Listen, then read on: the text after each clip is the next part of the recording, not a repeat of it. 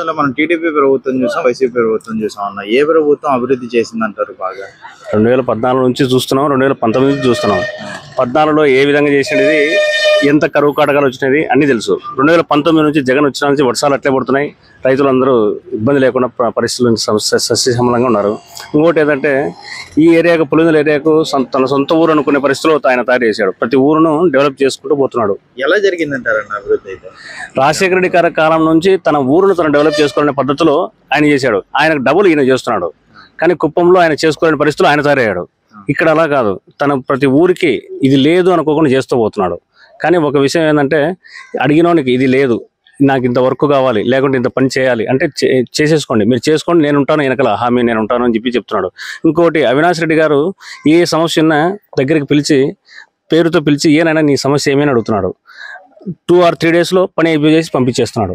దానివల్ల ఇంకోటి ఆయన మీద చాలా ఇది అవతల ఎవరైనా కానీ ఆపోజిట్లు పోయినా ఇంకోరు పోని 2 or 3 daysలో వాళ్ళకి పని అయిపోయి చేసి పంపిస్తున్నాడు. దానివల్ల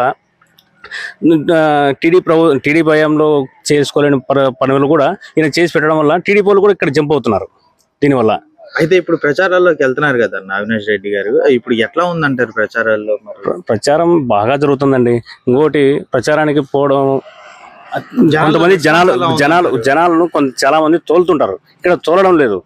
వారంతకు వారే వచ్చేస్తున్నారు. 10-20 మంది వెహికల్ అనుకుంటే 20 వెహికల్, 30 వెహికల్, 50 వెహికల్ అదెందుకు వాళ్ళే వచ్చేస్తున్నారు. వాళ్ళే ఎవరు డీజిల్ వాళ్ళు పట్టుకొని వచ్చేస్తున్నారు. అదే టీడీపీ వాళ్ళకు ప్రతిరోజు బంకాడికి వెళ్ళి డీజిల్ పట్టించేసి ఈయన క్యాంప్ ప్రతి ఒక్కరికి 500-1000 రూపాయలు ఇచ్చి పంపిస్తున్నారు. ఇక్కడ అది లేదు. ఎవరు మేము ముందు కనపడాలి, జగన్ దగ్గర కనపడాలనే పద్ధతిలో ఈ కాన్స్టిట్యూషన్లో జరుగుతూ ఉంది.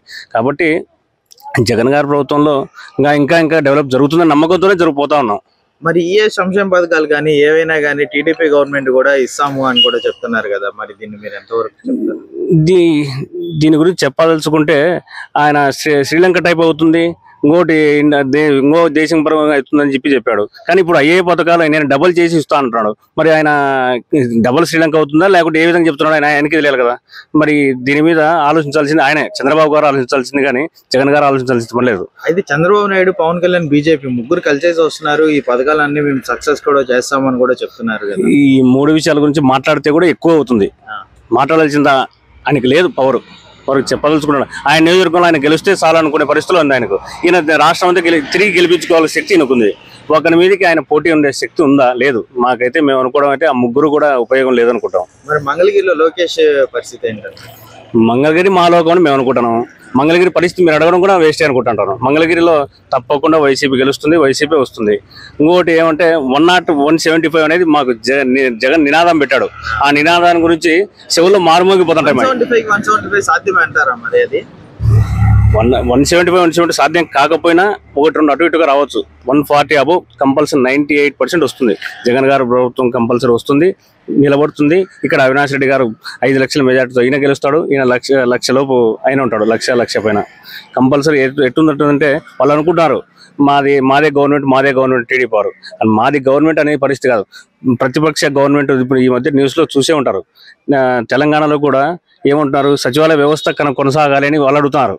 అంటే ఈ సచివాలయం వ్యవస్థను వాళ్ళు కూడా ఇంప్లిమెంటేషన్ చేసుకోవాలని వాళ్ళు చెప్పదలుచుకున్నది ఏంటంటే, జగన్ చేశాడు, మనం కూడా చేయాలి. అంతకు 300 చేయాలి అనుకుంటున్నారు, కానీ చేసే పరిస్థితులు వాళ్ళకి ఛాన్స్ ఇవ్వలేదు మన జగన్ రెడ్డి గారు. ఇప్పుడు మరి వాలంటీర్ వ్యవస్థ కానీ సచివాలయ వ్యవస్థ కానీ వీళ్ళ పనితీరు కానీ ఎట్లా ఉందంటారు? ఇప్పుడు రోజు పిల్లలను తలుచుకుంటారో లేదు తెలియదు, కానీ వాలంటీర్ని మాత్రం ప్రతి ఇంట్లో తలుచుకోవాల్సిన పరిస్థితి ఏర్పడింది. మనవాడిని మనరాళ్ళని తలుచుకోవడం లేదు. ఇంకోటి ఏంటంటే, జగన్ రెడ్డి గారు 3000 పింఛన్ ఇవ్వడం వల్లే సగం మందికి నాకు తెలిసి ఇంట్లో కూడు పెడుతున్నారేమో డౌట్ వస్తుంది నాకు. ఆ పరిస్థితి తయారైపోయింది. ఈ లాస్ట్ 1 month పింఛన్ ఇవ్వకుండా ఇబ్బంది పెట్టడం కూడా ఆయనకు చాలా మైనస్ పాయింట్ అనుకుంటున్నాను. 2-3% కాదు, 5% కన్నా ఎక్కువ బిలో వస్తాడు ఆయన దీనివల్ల. ఈ పింఛన్లు ఆపడం వీళ్ళు కరోనా టైంలో కూడా వీళ్ళు చేయడం ఎంత ఇదిగా ఉందంటే అంత ఇదిగా ఉంది. అయితే ఇప్పుడు చాలా మంది జనాలు ఏమంటున్నారంటే, ఈ 5 సంవత్సరాల పరిపాలనలో ఏమి డెవలప్మెంట్ జరగలేదు, నిరుద్యోగం పెరిగిపోయిందని కూడా చెప్తున్నారు. దీన్ని మీరేమంటారు? నిరుద్యోగం అనేది ఉంటుంది బాస్, ప్రతిసాట 100కి మందికి ఇవ్వాలంటే ఎవరికి ఇవ్వలేరు. ఏదో కొద్ది పర్సెంటేజ్ పోతుంటుంది. కొంతమంది మనమే సొంతంగా డెవలప్ చేసుకోవాలి. ప్రతి ఒక్కరికి గవర్నమెంట్ ఉద్యోగం రాదు. ప్రతి ఒక్కరికి మనమే సొంతంగా, ఏదో ఇప్పుడు సాఫ్ట్వేర్ పోతున్నాడు, మెకానికల్ ఫీల్డ్ పోతున్నాడు, ప్రతి ఒక్కరు పోతారు. అంతేగాని ప్రతి ఒక్కరికి గవర్నమెంట్ ఉద్యోగం అంటే ఎవరు ఇవ్వరు. ఆ గవర్నమెంట్లు ఇవ్వలేదు, ఈ గవర్నమెంట్లు ఇవ్వలేదు.